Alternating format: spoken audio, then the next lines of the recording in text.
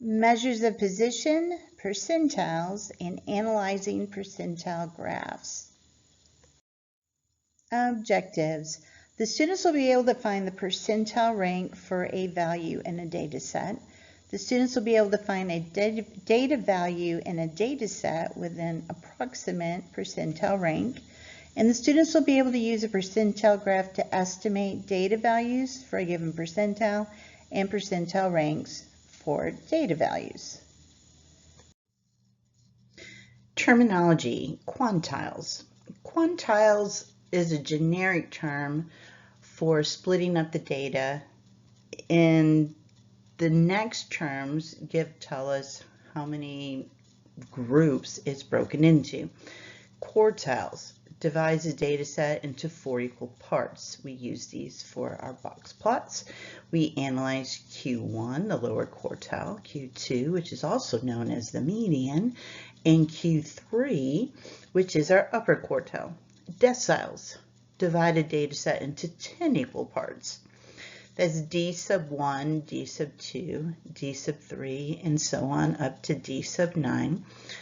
D sub 1 is the 10th percentile, is equal to that. D sub 2 is equivalent to the 20th percentile.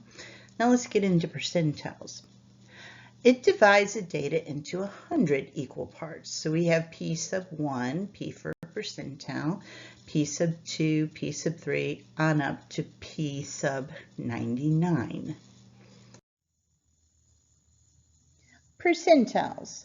Percentile is the value below which a percentage of data falls. Here's an example. You're the 4th tallest person in a group of 20. So 80% of the data, or the people's heights, are shorter than you. That means you're at the 80th percentile. Terminology, deciles. Deciles are similar to percentiles as they split the data into 10% groups.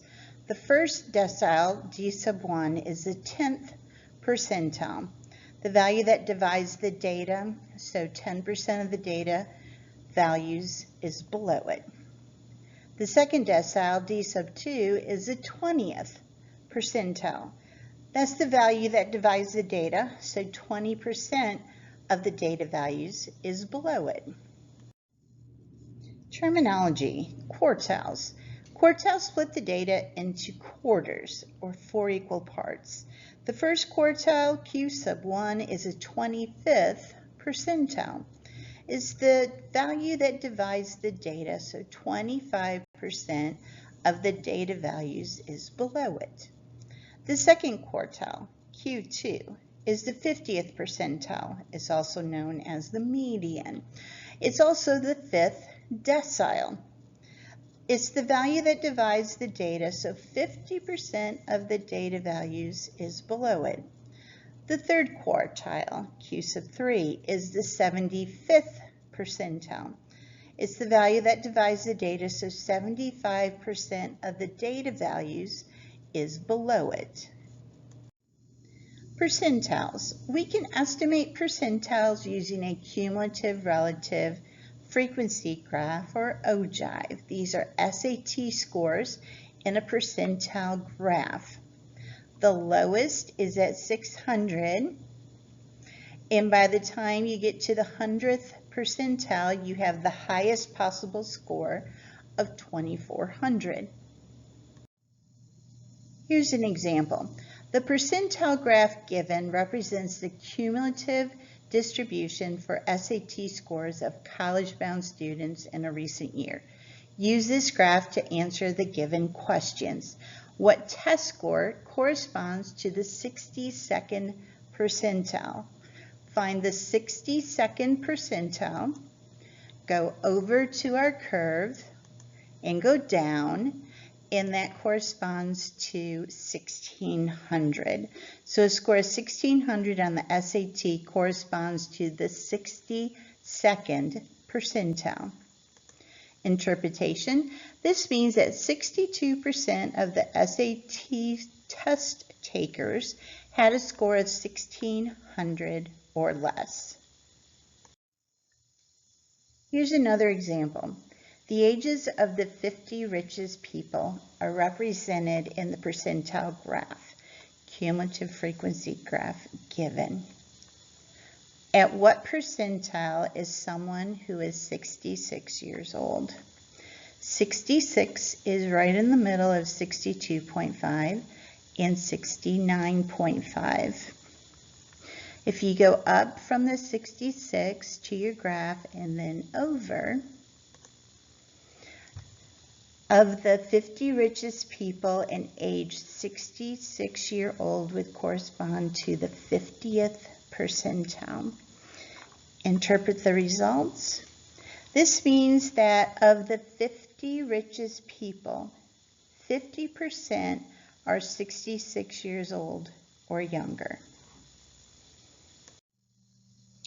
The percentile corresponding to a given value x is computed by using the following formula. Percentile equals the number of data values below x. They need to be put in order first, lowest to highest, plus a half, or 0.5. Get that sum, divide by the total number of data values. And if you multiply by 100, so you're changing it from a decimal, multiplying it by 100 or moving your decimal place over twice, then you're going to get your percent or your percentile. Here's an example. A teacher gives a 20-point test to 10 students. The scores are shown here. Find the percentile rank of a score of 12. First, you need to put the data in order. So here are all those same data values in order, from smallest to largest. You need to locate your 12. That's the one we're trying to find the percentile rank for. We need to count the number of values below 12. So if we count those 2, 3, 5, 6, 8, 10, there are 6 of them. So 6 data values are below the 12.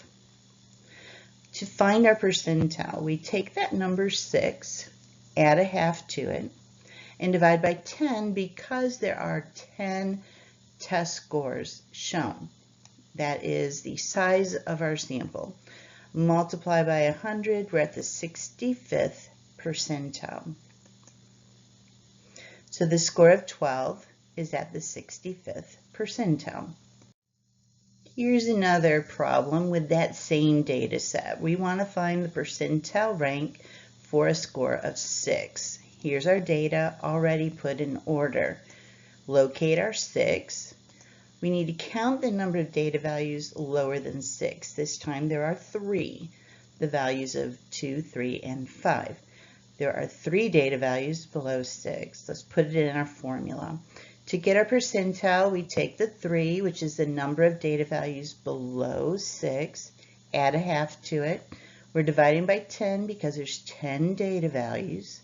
Multiply by 100, we're at the 35th percentile. So the score of 6 is at the 35th percentile.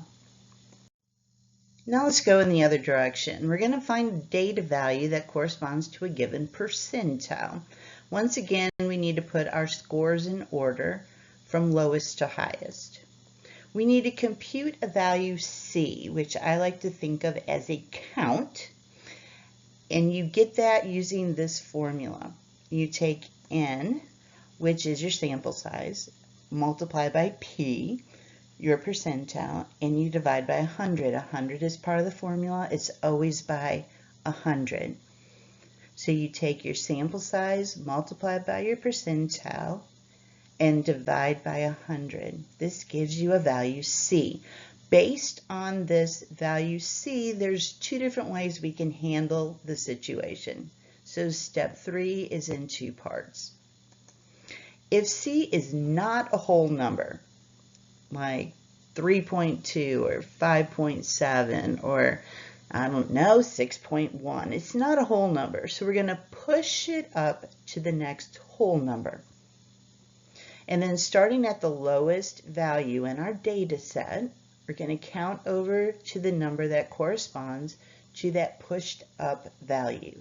And that's the data value with that given percentile.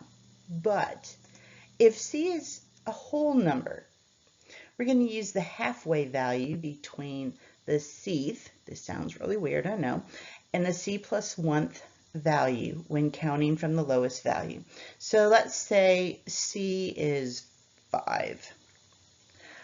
Because it's a whole number, we need to find the halfway value between the 5th and the 6th data value.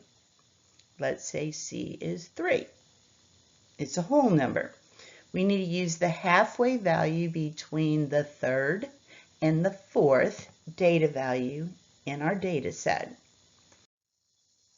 Find the value corresponding to the 25th percentile.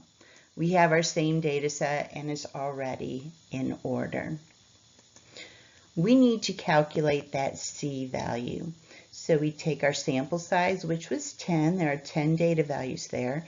We want the 25th percentile, so we put in 25.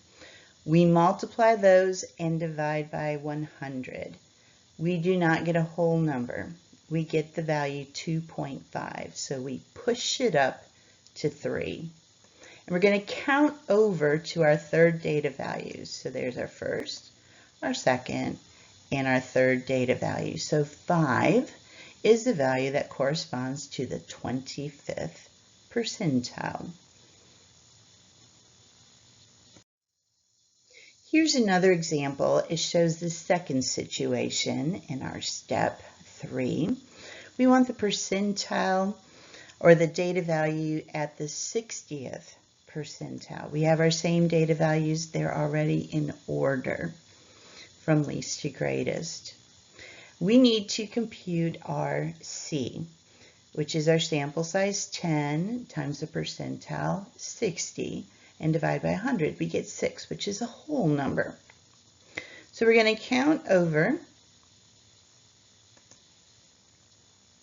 and average the 6th and 7th data value. There's the 6th and 7th data value. If you count over from the left, we need to average those up. So we add them up, divide by 2, and 11 is the value that's at the 60th percentile. Your assignment is a quizzes assignment.